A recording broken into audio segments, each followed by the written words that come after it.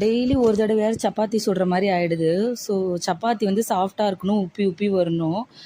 எனக்கு தெரிஞ்ச நான் ரெகுலராக பண்ணுறது ஒன்று, நீங்கள் பண்ணுறீங்களா அப்படின்னு எனக்கு தெரியாது ஃப்ரெண்ட்ஸ். ஸோ என்ன பண்ணுவேன்னா, சப்பாத்தி சுடும்போது ஃபஸ்ட்டு 2 பக்கமும் டக்குன்னுலாம் எண்ணெய் ஊற்றவே மாட்டேன்.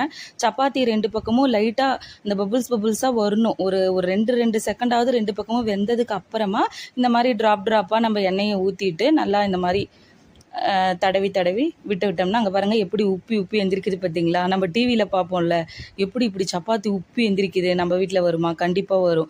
ஸோ இந்த மாதிரி நம்ம சப்பாத்தி சுடும்போது இதை நம்ம எப்போவுமே மறக்காமல் ஒவ்வொரு சப்பாத்திக்கும் இதையே ஃபாலோ பண்ணணும். அப்படி தான் நான் செய்வேன். நீங்கள் எப்படி செய்வீங்கன்னு சொல்லுங்கள் ஃப்ரெண்ட்ஸ். இன்றைக்கி என்னென்னா பீட்ரூட் குழம்பும் சப்பாத்தியும் தான் நம்ம வீட்டில். பீட்ரூட் குழம்பு வந்து தோசை, இட்லி, சப்பாத்தி, சாதம் எல்லாத்துக்குமே ரொம்ப டேஸ்ட்டாக இருக்கும். இன்றைக்கி லேட் ஆனதுனால பீட்ரூட் குழம்பு எப்படி வச்சோம் அப்படின்னு நான் வீடியோ எடுக்க முடியாமல் போயிடுச்சு.